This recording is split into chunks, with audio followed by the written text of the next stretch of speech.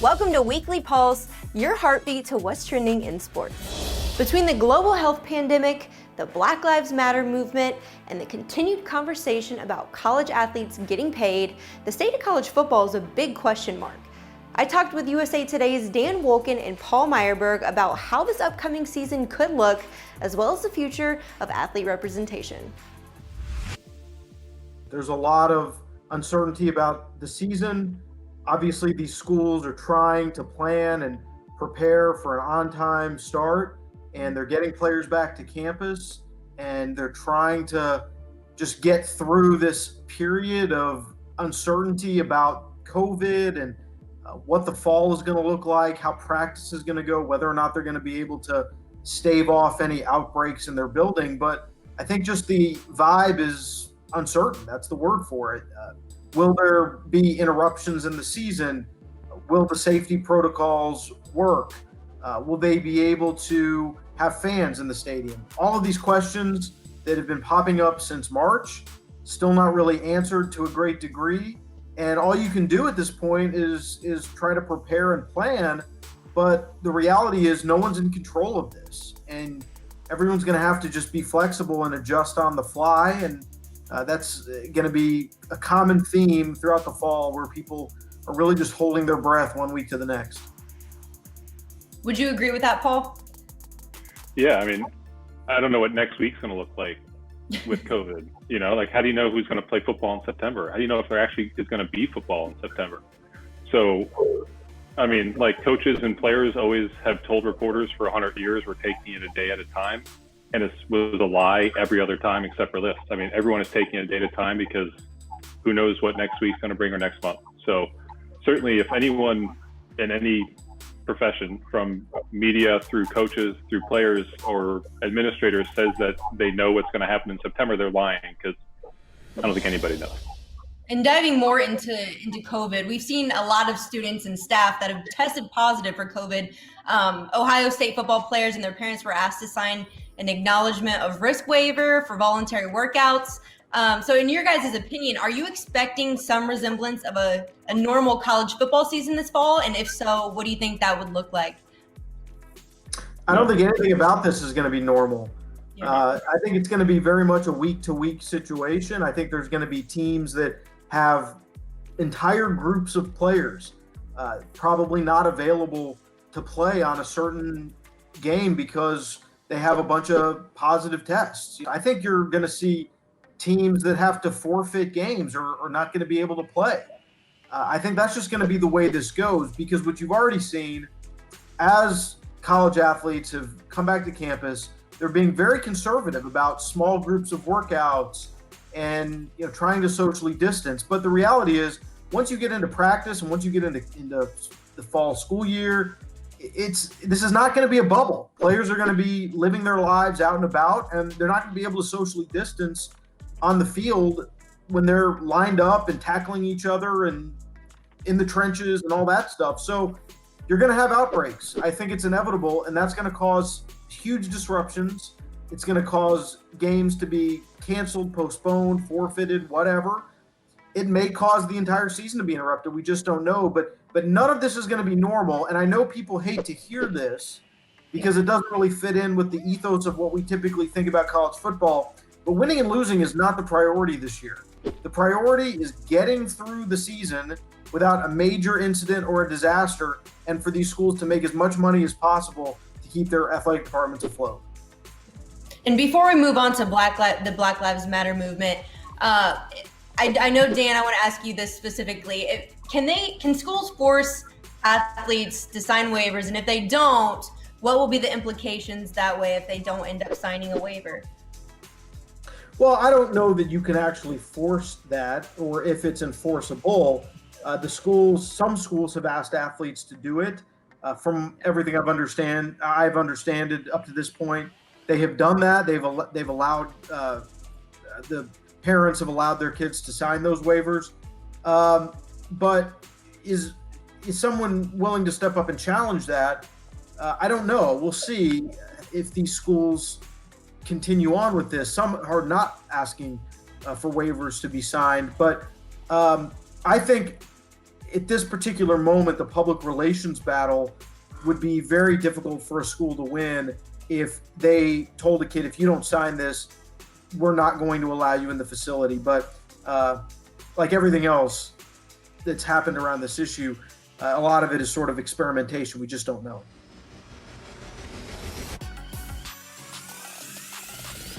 And now, as far as the Black Lives Matter movement goes, OSU's Chuba Hubbard tweeted the other day saying he wasn't going to participate with the program after head coach Gundy was photographed wearing the OAN shirt.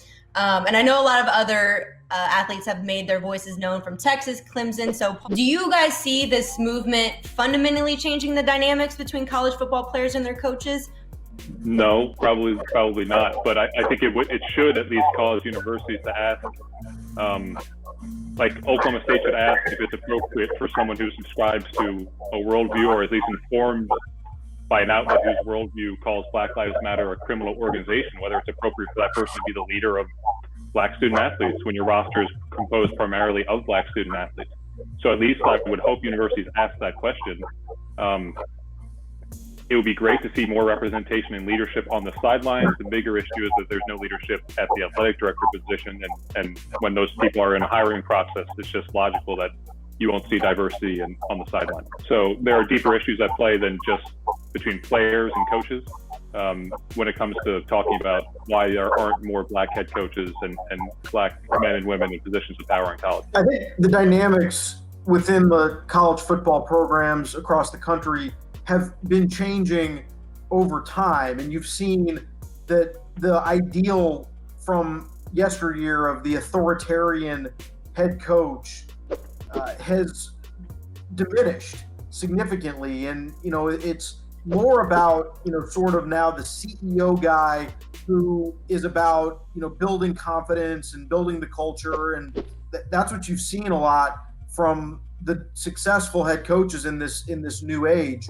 Yet I still think that, you have guys like Gundy who have not really worked at all to build relationships with their players, who have not worked to understand, the issues that these guys deal with in their daily lives when they're not in the football building. And I think what you're seeing is sort of the final transformation of what I've been talking about and what the head coach function actually is. And I think now, if you are not in tune with who your players are as people, what their issues are, what matters to them outside of the football context, then they're not going to want to play for you anymore. And so I think that's where this is all headed. And I think people like Mike Gundy will either need to adjust to that reality or they're going to get run out of the business, not because maybe they're going to get fired, but because the word's going to get out that that's not the kind of program you want to play for.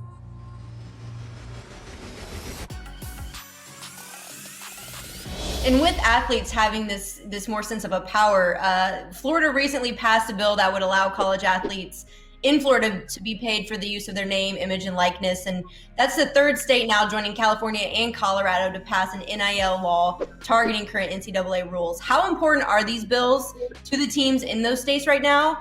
And when can we expect it in all 50 states? Paul, if you want to start. Yeah, I mean, Florida's going to use that for recruiting purposes. Hey, like, come and do an advertisement for Wendy's and make $50. Like, great. So it's obvious, and you'd be stupid not to if you're Dan Mullen. It's interesting that the image and likeness thing is Americans can't agree that we should wear masks, or we can't all agree that OAN is a trash organization, but it's like bridges the aisle that, like, this is good, whether you're on the left or the right or in the center. Like, we should do this. So I think it's really interesting in that respect. And if it can pass in Florida and have roots in California, which not diametrically opposed, but at least in terms of the House legislatures in those states, they are opposed. I think it's interesting to think that, yeah, it could occur in every single state across the country, which obviously would be a big step forward for student athletes. Attitudes have changed, clearly. All the data shows that college fans who used to be adamantly opposed to players making any kind of money now believe, as a majority, that the current rules are wrong, that they're not fair to the athletes who are bringing in massive amounts of money to these schools and fueling facilities and incredible coaching salaries and administrator salaries. So I think we're seeing this push organically, and it's taken a long time, but I do think the idea that we're going to be state by state would be problematic in some ways, given what it means competitively. And I do think the NCAA, it's important for them to come up with a standard set of rules that everyone abides by. And I don't know that you need an act of Congress to do that, but I do think it's important that the same rights that college athletes would get in Florida would apply in California or Nebraska or Michigan or Maryland.